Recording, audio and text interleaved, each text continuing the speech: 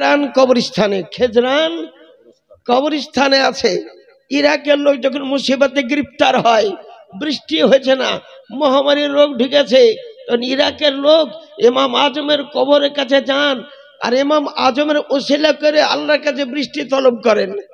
লোকে বলেন আমরা বাড়ি যেতেই পারতাম না, সাহাব আমসালাল জওয়াল, পাহাড়ের মতন পানি উঠে পড়তো, বাড়ি পৌঁছাবার আগে আগেই বৃষ্টি আরম্ভ হয়ে যেত, গোটা বুঝেছেন ইরাক দেশকে সৈলাব করে দিত। ইমাম আজম হচ্ছে মুস্তাজাবুদ দাওয়াত, ইনি দোয়া কবুল করলে একজন ব্যক্তি, তার নামে একটা মুসলমানকে বলবো, কারণ এই যারা টাকা দিয়েছেন তারা আপনি জেনে নেন এই টাকা রাসূলুল্লাহ মদিনার কবর থেকে আপনাকে পূরণ করে দিবেন। কারণ বুখারীতে লিখছে আল্লাহু ইউতি ওয়া ইন্নামা আনা কাসিম, আল্লাহ হচ্ছেন দাতা, আমি নবী বন্টনকারী। যার 1000 টাকা দিলেন, 5000 টাকা দিলেন, আপনি এই বছর ঘোরার আগে আগে দেখবেন আল্লাহ আপনার রুজিতে কোন দিক দিয়ে বরকত দিয়ে দিবে আপনি নিজেই জানতে পারবেন না। তাই সর্বপ্রথম আপনাদের কাছে ইমাম আজম আবু হানিফা রাদিয়াল্লাহু ওসিলা করে বলতেছি, ছেলেদেরকে আমি তুলে দেখাবো, প্রত্যেককে দেখাবো, বুঝলেন কোন কোন ছেলেটা ফারেক হচ্ছে কি হচ্ছে না। যেমন ইমাম আজমের একটা ছেলের কাহিনী বললাম, সারা বিশ্বে হেদায়েতে বলেন, সারা বাক্কাতে বলেন, কুদুরতে বলেন, মুনিয়াতুল মুসাল্লিতে বলেন, বাহরুর রায়কে বলেন, কানজুদ দাকায়কে বলেন, ফিকহে আকবরী আপনি বলেন, যে কোন কিতাবে দেখবেন ইমাম মুহাম্মদের হাদিস শরীফ বর্ণনা করা আছে। ইমাম মুহাম্মদ তিনি বর্ণনা করেছেন। তো ইমাম আজম নামে কোন একটা মুসলমান দেখেন, একটা এত বড় ইমাম যিনি খেজরান কবরস্থানে এখনো জিন্দা, আমি দেন তার নামে 1000 টাকা 2 বার 3 বার 4 বার করে চাইব না, বুঝলেন। আপনার মনে যদি ধরেন, আপনাকে গ্যারান্টি দিচ্ছি ইনশাল্লাহ মদিনার কবর থেকে আপনার রুজিতে বরকত হবেই হবে, একদম গ্যারান্টি কথা। মাত্র 1000 টাকা কোন একটা মুসলমান যদি ইমাম আজমের নামে দিতে পারেন, সুবহানাল্লাহ সুবহানাল্লাহ। এই দেন কি নাম, নজরুল শেখ 5000 টাকার মধ্যে 1000 টাকা নগদ দিলেন। দেবীপুর যোগ্য বাপের যোগ্য বেটা নজরুল ইসলাম নাম, 5000 টাকা আহলে সুন্নাত জামা গরিব নওয়াজ মাদ্রাসায় করিলেন দান। যার সাথে যে নিয়তে করিলেন দান তার মনস্কামনা পূর্ণ হবে, সুবহান আল্লাহুম্মা আমিন আল্লাহুম্মা আমিন। নজরুল ইসলাম দিলেন, সামনে বছর জালসা করতে আসবেন, আপনাকে জিজ্ঞাসা করবো আপনার রুজিতে কমই হয়েছে না বরকত হয়েছে, ইনশাল্লাহ আপনি দেখে নেবেন। কারণ রাসূলুল্লাহ রুজি বন্টনকারী, বুখারী শরীফে লেখা আছে, বুখারী শরীফে লেখা আছে রুজি বন্টনকারী রাসূলুল্লাহ সাল্লাল্লাহু তাআলা। সামনে একটা এবার হাদিস শরীফ বর্ণনা করতেছি, আপনি খুব ভালো করে শুনেলেন। মায়েরা বোনরা তোমরাও শোনো। একটা মেয়ে ছেলে, নাম তার উম্মে ফাদল, ইনেছে রাসূলুল্লাহ সাল্লাল্লাহু আলাইহি ওয়াসাল্লাম চাচি। বিয়ে হওয়ার পর পর কিছুদিন পরই নবীর বাড়ি বেড়াতে এসেছিলেন। এই কোন কিতাব আছে, আদ-দাওলাতুল মাক্কিয়া কিতাবে লেখা আছে যে ইমাম আহমদ রাজা খান বেরলভী মাত্র 8 ঘন্টাতে লিখেছেন। যা কম্পিউটার এখন বর্তমান কম্পিউটারে 8 ঘন্টাতে ওই কিতাব বাহির করতে পারবে না যে ইমাম আজম নিজের এক হাতে লিখেছিলেন, ডান হাতে, বাঁ হাতে লেখেননি। আর হাজার জিন্দিগিতে কিন্তু বাঁ হাতে লেখেননি, ডান হাতে তিনি লিখেছেন। সে আদ-দাওলাতুল মাক্কিয়া কিতাবের মধ্যে লেখা আছে আব্বাসের বিবির নাম উম্মে ফাদল। নবীকে দেখা করতে এসেছিলেন, আগিনাতে দাঁড়িয়ে রাসূলুল্লাহ একটা খাটের উপর বসেছিলেন। খাটটা হচ্ছে বানের খাট, বানের খাট, বুঝলেন। ওটা একটা দুর্বল কাঠের খাট ছিল, তাতে রাসূলুল্লাহ সাল্লাল্লাহু আলাইহি ওয়াসাল্লাম তিনি বসেছিলেন। তো আমার রাসূলুল্লাহ সাল্লাল্লাহু আলাইহি ওয়াসাল্লাম উম্মে ফাদল ও চাচি জানকে দেখে, কোনোদিন দেখায় এটাই প্রথম দেখা, বলছেন চাচি জান ইন্নাকে কদ হামিলতে বেগুলাম, চাচি জান তুমি গর্ভবতী, তোমার গর্ভে একটা পুত্র সন্তান জন্মগ্রহণ করবে। সুবহানাল্লাহ সুবহানাল্লাহ। উনার চাচি বলতেছেন কাইফা হামিলতু ইয়া রাসূলুল্লাহ সাল্লাল্লাহু আলাইহি ওয়াসাল্লাম ওয়াকাদ তাহলাফাতিল কুরাইশ আল্লাহ ইয়াতুনা বিন নিসা, কি করে আমি গর্ভবতী হতে পারি? এই 2 মাস আগে থেকেই কুরাইশগণ কসম করেছে ওই দেশের লোককে না হারা পর্যন্ত কোন স্বামী আপন বিবির কাছে যাবে না, আপন বিবির বিছানায় যাবে না। অকাত হালাফাতিল কুরাইশ আল্লাহ ইয়াতুনা বিন্নিসা, কেউ বিবির কাছে যাবে না। যদি বিবির কাছে যাও তবে কঠিন শাস্তি হবে। এটা একটা কসম। তো সমস্ত মেয়ে ছেলে কসমকে মেনে চলতেছে, আপন স্বামীকে বিছানায় বিছতে দেয় না। আমি তো ওই কসমের মধ্যে একটা মেয়ে আছে হুজুর, আমি তো কুরাইশি বংশের একজন মেয়ে। তো আমি কসমে মানে ইন্নি মাকুল তো যাক, আমি যেটা বলছি ওটাই। 2 মাস আগে আব্বাসের সঙ্গে যখন তোমার বিবাহ হয় তখন একদিন এসেছিল, তাতে তুমি গর্ভবতী, এখন তুমি 2 মাসের গর্ভবতী। হুজুর বলেন কোন সন্তান হবে? ওয়ালাদ, পুত্র সন্তান জন্মগ্রহণ করবে। বলে পুত্র সন্তান, তো হুজুর নামটা রেখে দিতে পারেন? বলে হ্যাঁ, নামটাও রেখে দিতে পারি। নাম রেখে দিলাম। কি নাম হুজুর? বলে বাচ্চার নাম রাখলাম আব্দুল্লাহ ইবনে আব্বাস। আব্দুল্লাহ ইবনে আব্বাস। সন্তান খালাস করার পর আমার কাছে নিয়ে আসিও। তা সন্তান 8 মাস পর খালাস হলো 10 মাসে। ওই বাচ্চার আব্বাস বলে নিজের হাতে নাড়ি কেটে দিয়ে বাচ্চাকে গোসল দিয়ে তাড়াতাড়ি আমি রসুল্লাহর দরবার নিয়ে চলে আসলাম। রসুল্লাহ মাত্র 1 দিনকার বাচ্চা কোলে নিলেন। কোলে নেওয়ার পর বললেন, এই বাচ্চাকে আমি দেখতে পাচ্ছি, ফাইন্না ইজহাবি বিআবিল খোলাফা, নিয়ে যাও বাদশাগণের পিতাকে, বাদশাগণের পিতাকে নিয়ে যাও, এ বাদশার বাপ হবে। বলে হুজুর বাদশার বাপ হবে, কত বছর রাজত্ব চলবে? বলে আব্বাসে খোলাফারা 200 বছর রাজত্ব করবে। সুবহানাল্লাহ। হুজুর আপনি এক একটা বাদশার নাম বলে দেন। বলে ফাইন্না মিনহুমুস সাফফা, ফাইন্না মিনহুমুল মেহেদি, এই বাচ্চা থেকে বাদশা সাফফার জন্ম হবে, এই বাচ্চা থেকে ইমামে মেহেদির জন্ম হবে। সুবহানাল্লাহ। ইরান বলছে, ওরা বলছে যে ইমাম মেহেদি চলে এসেছে। ইমাম মেহেদি এখন আসবে না, 1900 হিজরির আগে ইমাম মেহেদি আসবে না। আলা হাজরত মালফুজাত আলা হাজরতে লেখা আছে। এটা তো 1446 হিজরি, 1900 হিজরির আগে ইমাম মেহেদি আসবেন না। এটা একদম ইমাম 1400 হিজরি মুজাদ্দিদ আজম ইমাম আহমদ রাজা খান বেরলভী রাদিয়াল্লাহু তাআলা বলেছেন। আচ্ছা হুজুর বাদশা গেলে কেমন হবে? বলে সাফফা জালেম বাদশা হবে। সাফফা একটা জালেম বাদশা, কিন্তু এর বংশে জন্মগ্রহণ করবে ইমামে মেহেদি। তাহলে ইমাম মেহেদি কোন বংশে আসবে তারও গায়েবের খবর দিলেন আমার রাসূলুল্লাহ সাল্লাল্লাহু আলাইহি সাল্লাম। তাই মুসলমানকে আরজ করব, আবেদন করব, নবীর চাচা যখন ধরা পড়েছিল জঙ্গে বদরে, তো বলেছিল আমার চাচাকে কেউ মারিও না, আমার চাচা কাউরি বিদে তরবারি নিয়ে গেলে তার উপর তলোয়ার চালাইও না। হযরতে উমর ফারুক আজম বলেন আমার তলোয়ারের তলে আব্বাস 3 বার এসেছিল, কিন্তু আমি হাত খিচে নিয়েছিলাম, নবী নিষেধ করেছেন। আব্বাস ধরা পড়ে গেল, আব্বাসের তাম্বু লুট করে নেওয়া হলো, আব্বাসের তাম্বু লুট করে নেওয়া হলো। বলে আমার সম্মুখে আমার চাচাকে নিয়ে এসো। জামাও ছিল না, কারণ জামা গালা লুট করে নিয়েছিল। তাই ওইখানে একটা বিশ্ববিখ্যাত মুনাফিক ছিল, নাম তার আব্দুল্লাহ বিন উবাই, নাম তার আব্দুল্লাহ বিন উবাই। আব্বাস লম্বা ছিলেন, ও লম্বা ছিল, যেমনই জামাটা গায়ে দিল সেট হয়ে গেল।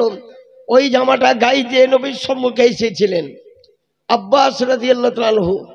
বলে দাও সমস্তকে 4000, বর্তমানে বাজারে 75 লাখ টাকা করে জরিমানা, 4000 দিরহাম দাও, জমা দাও। বলে হুজুর তাম্বুতে আমার মাল সব লুট করে নিয়েছে, আমার কাছে টাকা নাই। বলে হ্যাঁ তোমার কাছে টাকা আছে, তুমি যখন জঙ্গে বদরে আসো তখন তোমার বিবি উম্মে ফাদালকে তুমি একটা 5 কেজি ওজনের সোনার গোটা দিয়ে এসেছো, ওটা তোমার খাটের পিছন দিকে ডান পায়ের তলে ওটা পুঁতা আছে। সুবহানাল্লাহ, সুবহানাল্লাহ। এটা নবী মদিনা থেকে মক্কার খবর দিচ্ছেন। মক্কা থেকে মদিনা 555 কিলোমিটার দূর। আমি দেখতে পেয়েছি তুমি অন্ধকার রাত্রি 12টার পর পড়তেছিলে, তো আমি মদিনা শরীফ থেকে দেখতে পেয়েছি। সুবহানাল্লাহ। বলে হুজুর আপনি কত বড় ইলমে গায়েব জাননেওয়ালা। তাই নবীর ইলমে গায়েবের পর বিশ্বাস করে আব্বাস পড়েছিলেন লা ইলাহা ইল্লাল্লাহ মুহাম্মাদুর রাসূলুল্লাহ সাল্লাল্লাহু আলাইহি সাল্লাম। এখন আব্দুল্লাহ ইবনে উবাই যখন মারা গেল, তখন রাসূলুল্লাহ সাল্লাল্লাহু আলাইহি ওয়াসাল্লাম বলে আপনি জানাজা পড়িয়ে দেন। নবী সাহাবায়ে কেরামকে প্রেরণ করেছেন, হুজুর এত বড় মুনাফিকের জানাজা পড়ার জন্য লোক পাঠালেন কেন? বলে আমি উম্মিদ করতেছি এই জানাজা পড়ার পর এর বংশের 1000 জন ব্যক্তি আজকে ইসলাম ধর্ম কবুল করবে। নারায়ে তাকবীর, নারায়ে তাকবীর।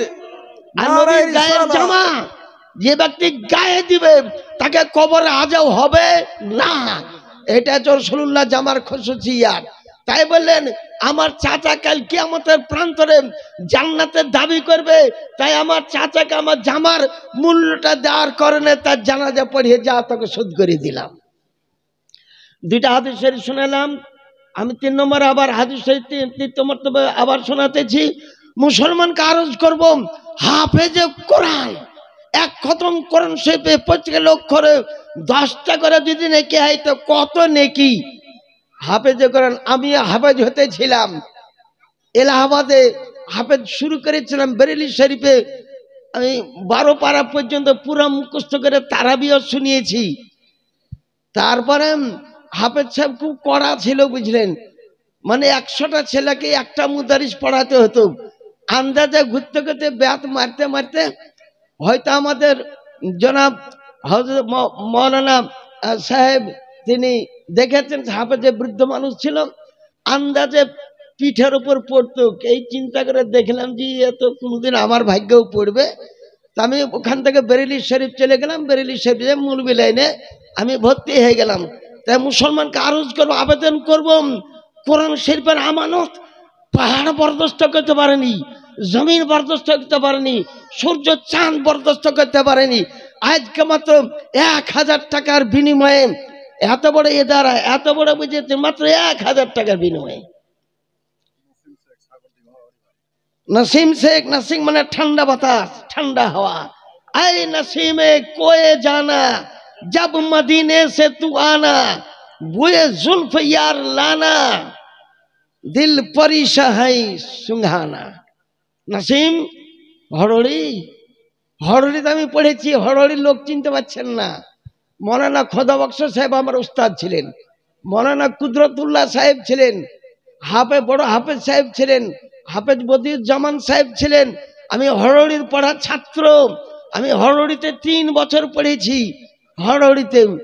তাই হরড়ি থেকে আগতে একজন ব্যক্তি নসিম বলে নাম 1000 টাকা দিয়েছেন। আল্লাহুম্মা আমিন, আল্লাহুম্মা আমিন। তার দানকে কবুল করুন আপে রব্বুল আলামিন। ডেকেলাও ছেলে ডেকেলাও। হ্যালো, হাফেজ এবং কারিগণ এবং হাফেজগণ, তোমরা যেখানে থাকো তোমাদের সমস্ত কিছু কাজ গুটিয়ে দিয়ে 2-5 মিনিটের মধ্যে স্টেজে এসে উপস্থিত হও। হুফাজে কেরাম এবং কারিগণ, তোমরা যেখানে আছো সমস্ত কাজকর্ম ছেড়ে দিয়ে তোমরা স্টেজে এসে উপস্থিত হও 2 থেকে 5 মিনিটের মধ্যে। ব্রাদারান ইসলাম, জনাব কারি মঈনুদ্দিন সাহেব 5000 টাকা দিলেন। কারি মঈনুদ্দিন সাহেব, মৌলানা মঈনুদ্দিন সাহেব, তিনি 5000 টাকা দিলেন। আল্লাহুম্মা নারায়ে তাকবীর, নারায়ে রিসালাত, মাসলাক আলা হযরত। এই যে আমরা নারায়ে তাকবীর, আল্লাহু আকবার, নারায়ে রিসালাত ইয়া রাসূলুল্লাহ বলছি, এর জন্য বাহাস হলো কান্ধিতে 50,000 টাকার চ্যালেঞ্জ। কেউ যদি হাদিস শরীফ থেকে প্রমাণ করে দিতে পারে তাকে 50,000 টাকা দিব। তো ওইখানকার লোক আমাকে মধু করেছিল, আমি গিয়েছিলাম। লোক কত 10খান গ্রামের লোক ভর্তি। আর ও ছিল জমিদার ব্যক্তি, বিশাল বড় লোক ব্যক্তি, 3 তলা বাড়ি, মসজিদের সম্মুখ। মিলাদ করতো না, ক্যাম্প করতো না, রবিউল আউয়াল পালন করতো না। এই কারণে বলেছিলাম যদি বুঝেছেন ওই পতাকা উড়ানো হাদিস শরীফ থেকে দেখাতে পারেন নারায়ে তাকবীর আল্লাহু আকবার নারায়ে রিসালাত ইয়া রাসূলুল্লাহ আপনি দেখাতে পারেন তো ওই বক্তাকে 50,000 টাকা দিব। ওই সে বসে গেল, লোক কারণে বুঝে ওকেও চেয়ার দিয়েছে, বলে টাকাটা জমা করেন তাড়াতাড়ি, বলে আগে প্রমাণটা করেন। বলে আপনি মৌলবি মৌলানা? বলে কোন মৌলবিরা বলেছে তুমি চ্যালেঞ্জ কবুল করেছে তুমি যাও। বলে তো আমাকে একটা প্রমাণ করতে 5 মিনিট টাইম লাগবে না। এখানে যদি লাইব্রেরি থাকতো, যেমন সুলতানপুরে আছে, সুলতানপুর মাদ্রাসায় আগামী 29 বুঝেছেন 29 মাঘে জালসা হবে, আপনারা যাবেন শুনতে ইনশাআল্লাহ। আমার দাওয়াত আছে। আমার পরে লড়াকু মুফতি জাহাঙ্গীর আলম সাহেব আছেন, উনি বক্তব্য রাখবেন। তো 50,000 টাকা মানে চ্যালেঞ্জ মুখে বলা খুব কঠিন, পকেট থেকে বাহির করা খুব কঠিন।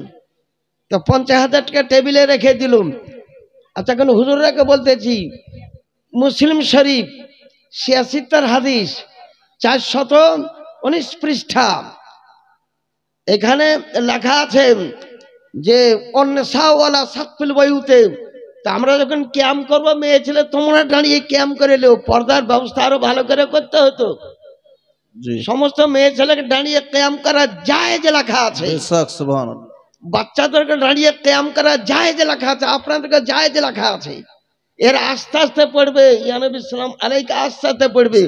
দেখুন মুসলিম শরীফ 419 পৃষ্ঠা, আমি যটা বলবো কাইলি লোকে দেখবে হাদিস। 419 পৃষ্ঠা 2য় খণ্ড, এরপর কোন হাদিস শরীফ আর নাই। অন্নেসাওয়ালা সাকফিল বায়ুতে, মেয়ে ছেলেরা ছাদের উপরে দাঁড়িয়ে জলুস দেখতেছিল। ওয়াল খুদ্দাম ওয়াল গিলমানো, আর যারা খাদেম ছিল, গোলাম ছিল, বেটা ছেলে ছিল, মেয়ে ছেলে ছিল, তার রাস্তার উপর আফরি তাফরি করতেছিল। সাহাবায়ে কেরাম কি বলতেছিলেন? ওয়ায়ুনাদুনা ওয়া মুহাম্মদ ওয়া রাসূলুল্লাহ ওয়ায়ুনাদুনা। এখন আমাদের মুফতি মুয়াজ্জিন সাহেবকে জিজ্ঞাসা, নাদাই ও নাদা মানে কি? নারায়ে তাকবীর এরা তো মানে বলে গায়ের মুক্কালে রাগিও না।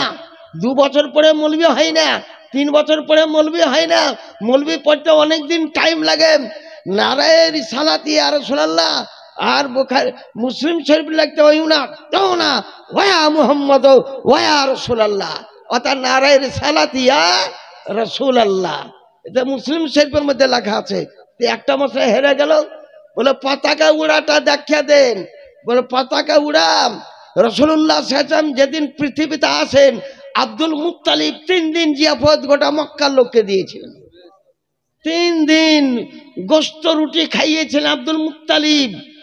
আর আল্লাহ ফেরেশতাকে বললেন, ফেরেশতা দাঁড়িয়ে যাও, হুরি দাঁড়িয়ে যাও, গিলমান দাঁড়িয়ে যাও, রাসূলুল্লাহ সাল্লাল্লাহু আলাইহি ওয়াসাল্লাম জমিনে যাবেন।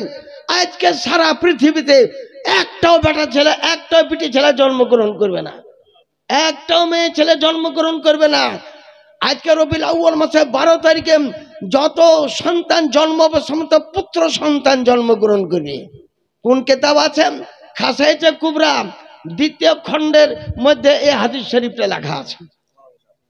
আর প্রথম খণ্ডে 48 পৃষ্ঠা, খাসায়েতে কুবরা প্রথম খণ্ড 48 পৃষ্ঠাতে লিখতেছেন, জিবরিল আমিন আসলেন সালাসাতা আলামিন মাজরুওয়াতিন, 3টা সবুজ রঙের পতাকা নিয়ে, আলামান ফিল মাশরিকে ওয়া আলামান ফিল মাগরিবে ওয়া আলামান আলা জাহরিল কাবা।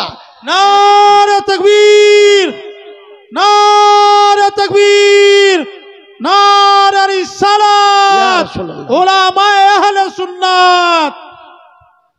তা আপনি বুঝতে পারলেন সবুজ রঙের পতাকা উড়িয়েছিল, তাই রবিউল আউয়াল মাসের জুলুস করা জায়েজ, মিলাদ করা জায়েজ, নারায়ে তাকবীর বলা জায়েজ, খানাপানি করা জায়েজ আছে। এই মাদ্রাসা থেকে ইনশাআল্লাহ একদিন বড় আকারে জুলুস বাইর হবে। সব জায়গাতে এখন জুলুস বাইর হইতেছে, প্রত্যেক বছর বাইর হয়। আপনাকে 2-3টা হাদিস শরীফ শুনিয়ে দিলাম। হাদিস শরীফ শিলা করে বলতেছি, একটা বুখারী শরীফের মূল্য দিতে হবে। বুখারী শরীফ নিয়ে বাসে উঠলে বাস অ্যাক্সিডেন্ট হবে না, বুখারী শরীফ নিয়ে এরোপ্লেনে উঠলে এরোপ্লেন অ্যাক্সিডেন্ট হবে না, বুখারী শরীফ বাড়িতে থাকলে একদিন রাসূলুল্লাহ সাল্লাল্লাহু আলাইহি ওয়াসাল্লাম আপনাকে দেখা দিবেন। কারণ বুখারী শরীফে হাদিস আছে 7200 75টি হাদিস শরীফ আছে। মতান্তরে কিছু কম বেশি ওটা আলাদা কথা, কিন্তু মাশহুর বর্ণনা মোতাবিক মুহাদ্দিসিন কিরামগণ বলেছেন 7275টা হাদিস শরীফ আছে। আয়েশা সিদ্দিকার কটা হাদিস মুখস্থ ছিল? লাখ লাখ নয়। আয়েশা সিদ্দিক হাদিস মুখস্থ ছিল 2210টি, 2210টি হাদিস। আবু হুরায়রা রাদিয়াল্লাহু আনহু হাদিস মুখস্থ ছিল 5374টি, 5374টি। এগুলা তো আমরা মুখস্থ করতে হয়। তো বুখারী শরীফে এখন বর্তমানে 7275 হাদিস শরীফ আছে। বুখারী শরীফ সেলে করে বলতেছি, রুজিতে যদি বরকত নিতে হয় তো একটা বুখারী শরীফের মূল্য আপনি দিয়ে দেন। বুখারী শরীফের অরিজিনাল মাতানের দাম 2000 টাকা। অরিজিনাল মাথায় সারার দাম তো মেলে, আমি সারাটা চাইছি না, মাত্র 2000 টাকা একটা বুখারী শরীফ মাদ্রাসায় থাকবে। বুঝলেন, সুলতানপুরে একবার কিয়ামকে কেন্দ্র করে একটা দেওবন্দি চ্যালেঞ্জ করেছিল, কিন্তু সুলতানপুরে মাসেই ছিল, তো আমি বুখারী থেকে দেখিয়ে দিয়েছিলাম। তো একটা মুসলমান কারজ করব, মাত্র যে কোনো রকম কষ্ট করে 2000 টাকা আপনি দেন, আপনি দেখতে পাবেন যে ইনশাল্লাহ বুখারী শরীফটা আপনার এখানে থাকবেন। একদিন না একদিন আপনি রাসূলুল্লাহকে স্বপ্নে দেখতে পাবেন। যদি একদিনও স্বপ্ন দেখালেন তা আপনার জন্য জান্নাতুল ফেরদাউস যাবে, দোজখে হারাম হয়ে যাবে। নারে তাকবীর, নারে রিসালাত, মাসলাকে আলা হযরত উলামায়ে আহলে সুন্নাত। হাদিস, মান রাআ ফিল মানাম ফাকাদ হারামাল্লাহু আলাইহিন নার। যে স্বপ্ন যোগে দেখবে তার জন্য কোনটা আব্দুল ওহাব দেখে দেবে? আব্দুল ওহাব শরানি, ইনি একটা বড় ইমাম ছিলেন। তিনি 2000 টাকা দিলেন। যার সাথে জেনে আব্দুল ওহাব 2000 টাকা মাদ্রাসা গরিব নওয়াজা করিলেন দান। বুজিস্তারামপুর 2000 টাকা দিলেন এই গরিব নওয়াজ মাদ্রাসা। আমার খাজা গরিব নওয়াজ, খাজা মঈনুল হক ওয়াদ্দিন, খাজা মঈনুদ্দিন চিশতি আজমিরি সঞ্জারি রহমতুল্লাহ আলাইহি, ইনি স্বয়ং রাসূলুল্লাহর হুকুমে আজমির শরীফে এসেছিলেন। মদিনার কবরে স্বয়ং নবীকে দেখে তার ডিরেকশন মোতাবেক তিনি এসেছিলেন। এসে দিল্লিতে আগে উঠলেন। দিল্লিতে উঠার পর 40 জন তিনার সঙ্গিনী আছেন, আরো অনেক ব্যক্তি এসেছেন খাজা আজমিরিকে দেখতে। একটা 12 বছরকার বাচ্চা গরিবী অবস্থায় তীর ধনুক হাতে করে তিনি শিকার করতে যাচ্ছেন। তো বললেন যে বাচ্চাটাকে ডাকো তো। বাচ্চাটাকে ডাকা হলো, 12 বছরের বাচ্চা। বলে 2 দিন থেকে বাড়িতে খাবার নাই, তরকারি বলতে কিছু নাই, তাই তীর ধনুক নিয়ে মা পাঠালে যে কোনো একটা শিকার মিকার যদি পাও। তা সুলতান গরিব নওয়াজ বলতেছেন, এই বাচ্চাটাকে আমি দেখতেছি একদিন দিল্লির সিংহাসনে বসবে। সুবহানাল্লাহ, সুবহানাল্লাহ। আজকে তীর ধনুক নিয়ে ক্ষুধার তাড়নায় জঙ্গলে শিকার করতে যাচ্ছে। একদিনে দিল্লির সম্রাট হয়ে বসবে। নাম কি তার? নাম তার সুলতান শামসুদ্দিন আলতামাস। যারা বাংলা পড়া ব্যক্তি, সুলতান শামসুদ্দিন আলতামাস। বুঝলেন, আমি ঈদ কুদ্দিকার কথা একটাও বলবো না। আমার খাজা, ভারতের রাজা খাজা গরিব নওয়াজ, খাজা হয়েছে আজমিরি রহমতুল্লাহ আলাইহির নামে। কোন একটা মুসলমান কারজ করবে মাত্র 1000 টাকা। আমার খাজা গরিব নওয়াজ জিন্দা। কতজনের চেষ্টা করছে আজমিরকে ভেঙে দাও। আমার থেকে বেশি আপনারা হোয়াটসঅ্যাপে বেশি শুনতেছেন। তাই আমার খাজা আজমিরি রহমতুল্লাহ আলাইহির নামে কোন একটা মুসলমান খাজা আজমিরি দাতা। নারে তাকবীর, নারে তাকবীর, নারে রিসালাত, মাসলাকে আলা হযরত উলামায়ে আহলে সুন্নাত, উলামায়ে আহলে সুন্নাত। যার টাইটেল আতায়ে রসুল, সকলে জানে খাজা গরিব নওয়াজের টাইটেল হলো আতায়ে রসুল। তিনি কবর থেকেও দান করতে পারেন। তাই আমি বেশি টাকা চাইনি, মাত্র 1000 টাকা মাত্র চেয়েছি। কোন একটা মুসলমান যদি পারেন। হ্যাঁ, আচ্ছা, যিনারা আছেন সামনে আসেন, সামনে চলে আসেন, সামনে সামনে সামনে চলে আসেন। এই বাবুরা, তোমরা মালা নিয়ে এখন বসো, ওখানে বসো, সামনে বসো।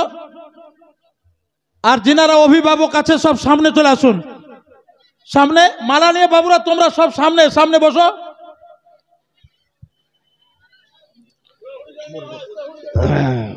সামনে সামনে। আর যিনারা পেছনে আছেন একটু আগিয়ে চলে আসুন ভিতরে। এমন একটা মুহূর্ত এখন দেখতে পাবেন, এটা মাদ্রাসা দারুল উলুম গারিবে নামাজ, এই মাদ্রাসার এটা একটা ফায়েজ। আপনারা প্যান্ডেলের ভিতরে চলে আসুন। আচ্ছা, আপনারা যিনারা সাইডে আছেন সামনে সামনে সামনে চলে আসুন। ও হরিম শেখ ভলেন্টিয়ার, তোমাদেরকে বলি এই মুহূর্তে স্টেজে চলে আসো। ভলেন্টিয়ার সবকে বলি এই মুহূর্তে স্টেজে চলে আসো। আপনারা সব নিচে বসেন, নিচে মানে সামনে চলে আসেন, সামনে সব সামনে চলে আসেন।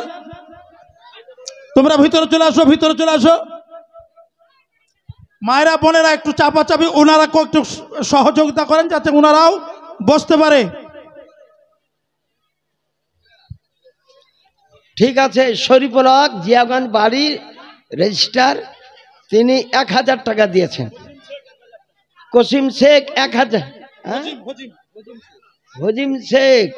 হজিম শেখ বাধাল 1000 টাকা, আর রেজিস্ট্রার সাহেব শরীফুল সাহেব তিনি 1000 টাকা দিয়েছেন। আল্লাহুম্মা আমিন, আল্লাহুম্মা আমিন। তার দানকে কবুল করুন আপনি রব্বুল আলামিন।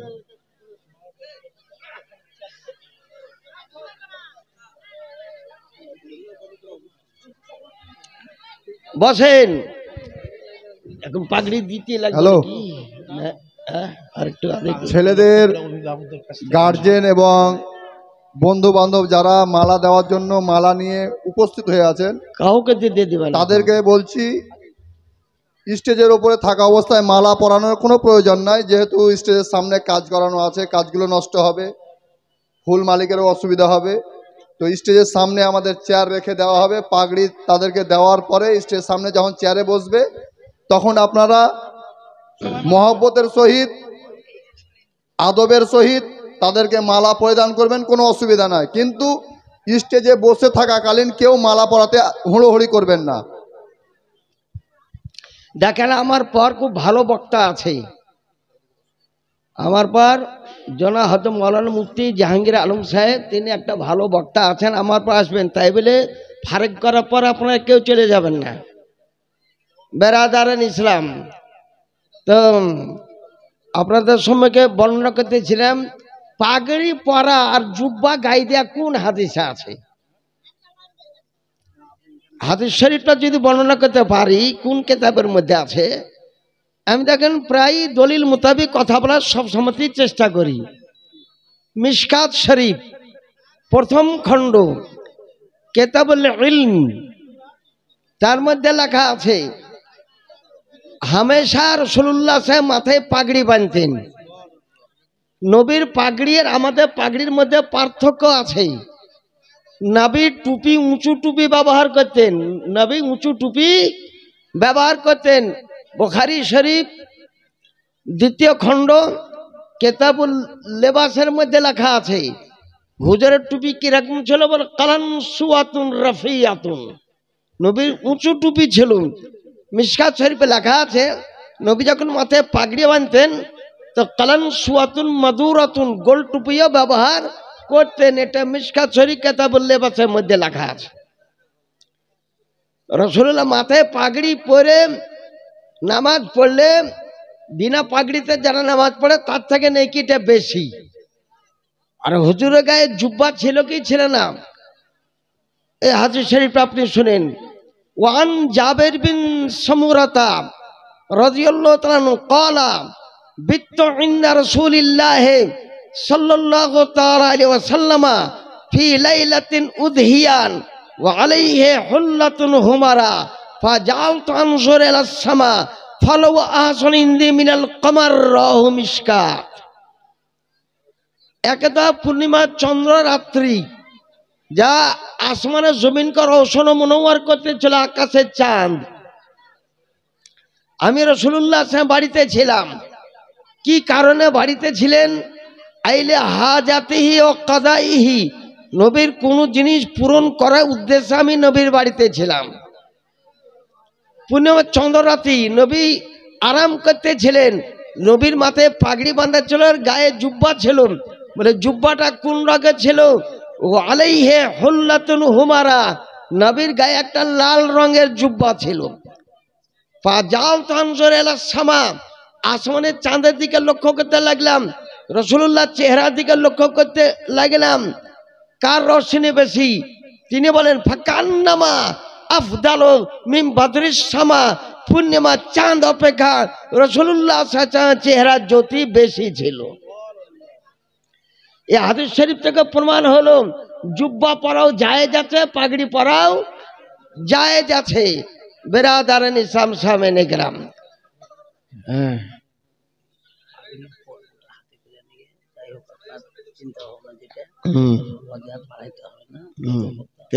প্রধান।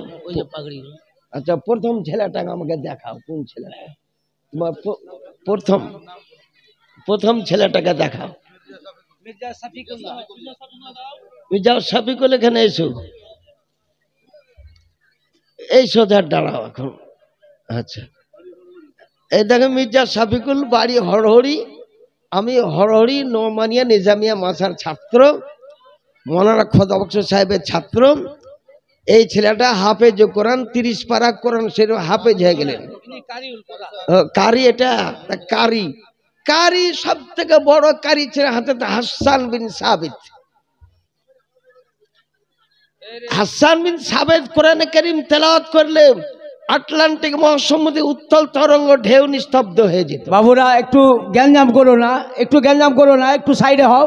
এবং কারি ছিলেন আবু মুসা আশারী রাদিয়াল্লাহু তাআলা আনহু।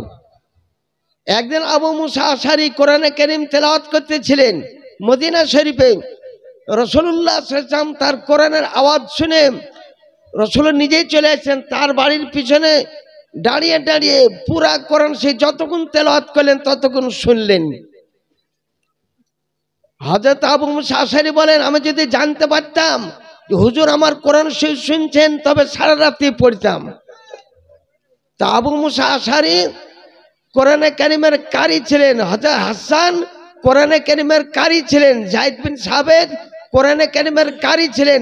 হযরত আলী কোরআনে কারীমের কারি ছিলেন। খোলাফায়ে রাশিদিন কোরআনে কারীমের কারি ছিলেন। যে কারি নয় তার পিছে নামাজ পড়াই চলবে না, ফতোয়া রাজাবিয়া তৃতীয়খণ্ডে লেখা আছে।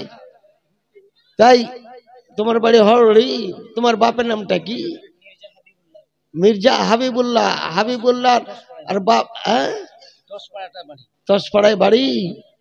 তসপাড়াতে জিল্লার রহমান সাহেবের বাড়ি যেতাম, জিল্লার রহমানের বাড়ি যেতাম, তসপাড়া যেতাম। তো মির্জা হাবিবুল্লাহ, তোমার আব্বা আছে এখানে কি? আর আব্বা থাকেন তো এখানে, আসেন তো একটুখানি। মির্জা হাবিবুল্লাহ, মির্জা হাবিবুল্লাহ, আমি বেশি করব না। মির্জা হাবিবুল্লাহ আছেন কি এখানে? খুব তাড়াতাড়ি আসতে হবে এখানে, বেশি দেরি করা চলবে না, মেলা কটা ছাত্র আছে। গোল্লার আব্বা সাহেবকে ডাকানো হচ্ছে একটু সামনে। জি, এটা মির্জা হাবিবুল্লাহ। জি, দেখুন, আমি 60টা পীরের খেলাফত প্রাপ্ত ব্যক্তি। আপনার বাচ্চার মাথায় পাগড়ি দেবো, এর আগে 5000 টাকা দিয়েছে, আমি ওটা শুনে নিয়েছি। এখানে এসে শুনে নিয়ে বসেন সব। তো আপনাকে বেশি আর দাবি করব না। মাথায় পাগড়ি দেওয়ার জন্য হাদিয়াতান তাশাক্কুরাল্লাহ তাআলা, মাত্র 3 মাস টাইম থাকলো, মাত্র 1000 টাকা হবে কি? আমি জানি হরহরি, আমি নারায়ে তাকবীর, নারায়ে সালাহ, গৌস কা দামান, খাজা কা দামান।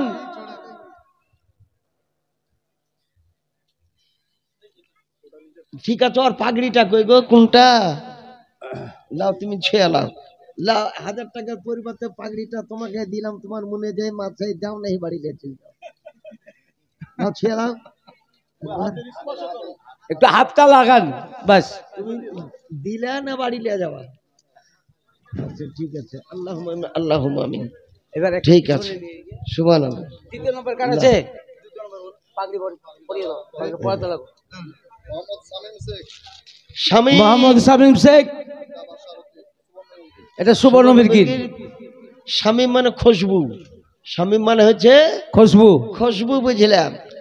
তো তোমার বাড়ি সুবর্ণ মির্গি, তুমি আমার সাথে হাফেজ হেলা, আমি কারি হেলা। কারি করেছো, অত্যন্ত ভালো করেছো, কারণ কারি না হলে নামাজ শুদ্ধ হবে না।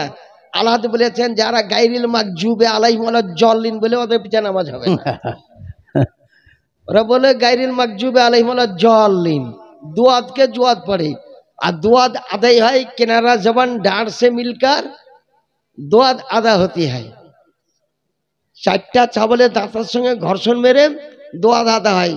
তো আমাদের কারিউল কোরআন বুঝলেন। তোমার আব্বার নাম কি? বাসারউদ্দিন আছেন? বাসারউদ্দিন খুব তাড়াতাড়ি আসেন, ছেলে পিলার বাপ বেলা খুব তাড়াতাড়ি আসেন, মাত্র তো 9টা ছেলে। ছেলেদের আব্বারা একটু সামনে এসে হাজির হয়ে যাবেন। বাসারউদ্দিন তাড়াতাড়ি আসেন। এই দেখো আমাদের মৌলানা রেজাউল সাহেবও বারবার বলতেছেন বাসারউদ্দিন সাহেব। তোমার নামটা কি বিল্লাজি? শামীম শেখের আব্বা বাসারউদ্দিন সাহেব আছেন এখানে? আসেনি? হ্যাঁ আছেন তো? আছে। আচ্ছা, তৃতীয় জনকে ডাকেন। মোহাম্মদ রহমতুল্লাহ সাহেব, বাড়ি গোবরা। রহমতুল্লাহ সাহেব বাড়ি গোবরা। তার বাবা রহমতুল্লাহ, তুমি চলে এসো। রহমতুল্লাহ কোনটা গো? তোমার বাপের নাম কি? মোহাম্মদ ইনসান আলী। দাদু এসেছে? দাদু আছে, আব্বা আছে। তো আর তোমার নাম কি বললে? রহমতুল্লাহ। রহমতুল্লাহ। রহমতুল্লাহর আব্বাজানকে একটু ডাকা হচ্ছে, একটু আগে আসেন। রহমতুল্লাহ সাহেবের আব্বাজি, আপনি যেখানে থাকেন তাড়াতাড়ি এখানে আসেন, খুব তাড়াতাড়ি আসেন। আপনার বেটার মাথায় কারির পাগড়ি হবে, আপনি তাড়াতাড়ি এখানে আসেন। আপনার বাড়িতে রহমতে এলাহি নাযিল হবে যে একটা আপনি কারির বাপ হবেন। আপনার কাছে বেশি দাবি করব না। গোবরা আমি খুব ভালো রূপ চিনি, গোবরা খুব ভালো রূপ চিনি। গোবরাতে হাফেজ, তারপরে ঢোলমুলি হাতে থাকবে না, সোলাকুলি হাতে থাকবে না, পিওর মশলা কাল হাতে থাকবে। বেশি চাইবে না, 2000 টাকা দিয়ে দেন, বেশি চাইব না।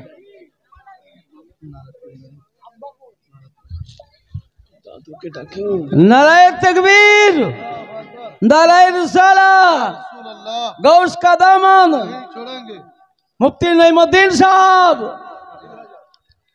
3000 টাকা দিয়েছেন। সুবহানাল্লাহ, সুবহানাল্লাহ। 3000 টাকা। আল্লাহুম্মা। দাদুর নাম কি? আব্দুল বারি। কোনটা আব্দুল বারি? এখানে আসেন তো। দাদু, দাদু হচ্ছে আসাবা, বাপ মরে গেলে দাদু আসাবা হয়ে যায়, দাদু তখন অংশ পেয়ে যায়। দাদু আছেন? আমি সারা দেব, কিন্তু যারা একটু সেরকম আছে তাদের একটু বেশি চাই। ঠিক আছে, লাও টাকা রাখুন। 3000 টাকা দিয়েছে। গোবরা আর আচ্ছা, এদেরকে পাগড়ি পরিয়ে দাও। ও দাদু কোনটা গো? হয়ে যাবে, ভালো। হ্যাঁ, কোনটা? দ্বিতীয় নম্বর ছেলে? হ্যাঁ, দ্বিতীয়। না না, আপনার বাড়ি কোন জায়গায় বললেন? এটা শামীমের আব্বা, মানে দ্বিতীয় নম্বর যেটা বলেছিলাম। প্রথম রম্যটা 5000 টাকা। আপনি আপনাকে বেশি চাইবেন না, 2000 টাকা দিয়ে দেন, 2000 টাকা দিয়ে দেন। এ বাবু, এখানে ভিড় করো না। থামেন। এটা হচ্ছে রহমতুল্লাহ দাদু, গোবরা বাড়ি। রহমতুল্লাহ দাদু। হ্যাঁ, আর ওটা হচ্ছে শামীমের আব্বা।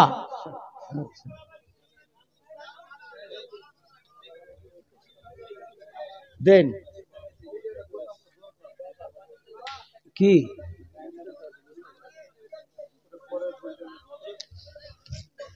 আগে দিয়েছে নাকি গো স্বামী? হ্যাঁ, আর 500 টাকা দিয়ে দেন, যান। হবে হবে, দেখেন। হ্যাঁ, লেখা ওটা। আব্দুল বারি সাহেব, গোবরা, 500 টাকা বাকি।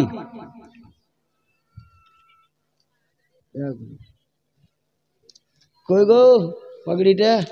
নাও ছে নাও জাল লিয়া চলে যান দিলেন কি মাদ্রাসায় ঠিক আছে কারণ আপনার কাছে পাগড়িটা আচ্ছা দিয়ে দিচ্ছি অসুবিধা নেই 2000 টাকা লিয়ে নাও আল্লাহ আর কেউ আছে বাবার কাছে 5000 নিচে নেবেন না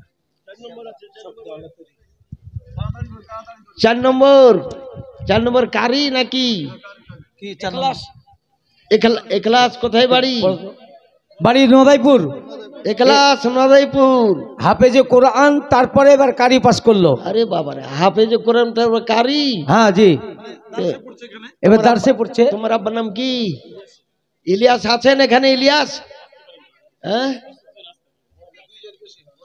বড় আব্বা এসেছে বড় আব্বা এসেছে বড় আব্বা আছেন বড় আব্বা পয়সা চাইছে ও রহমতার দাদু বাকিটা কেটে দিন এটা কে হয় তোমার কিছু দেন আপনার পোতার জন্য বড় আব্বা বড় আব্বা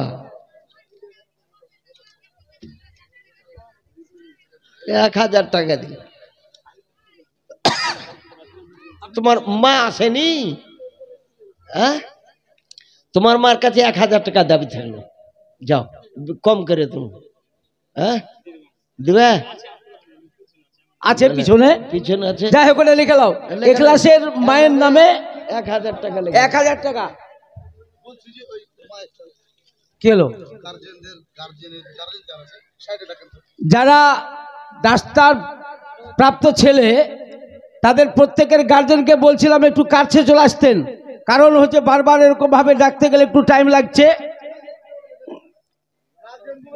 গার্জেনগুলা এদিকে মেয়েরা এই সাইডে আসেন আর ছেলেরা এদিকে চলে আসুন যাদের গার্জেন আচ্ছা এবার তারপরে কার আছে এখলাসের পর দেখো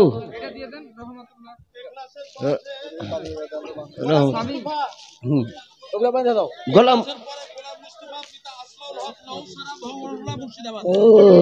এটা দেখে শোনা বলবেন গোলাম মুস্তফা এসো কোনটা তুমি সামনে এসো সামনে দেখাও লিমিট করিয়েন না ওর মন মতন চাই দিতে বলবেন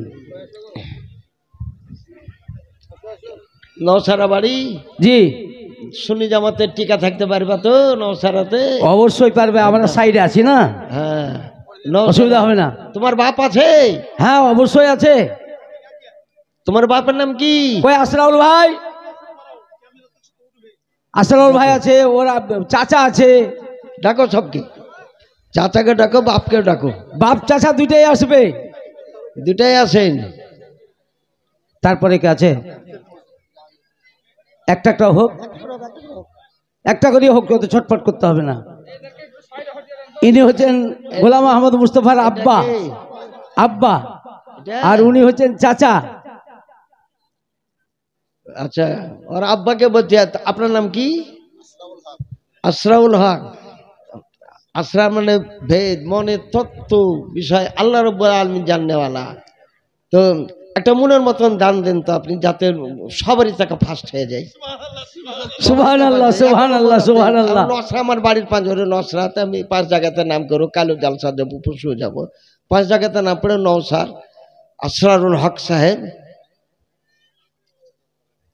নারে তাকবীর নারে রিসালা মাসলাক আলা হযরত যোগ্য বাপের যোগ্য বেটা আসরারুল হক আর নাম 5000 টাকা খাজা গরিব নওয়াজ মাদ্রাসায় করিলেন দা প্রথম নাম্বারটা 5000 হয়েছে হুজুর এটা 6 কমসে কম হওয়া দরকার 5000 টাকা সুবহানাল্লাহ সুবহানাল্লাহ না আমার তরফ থেকে না 6000 হবে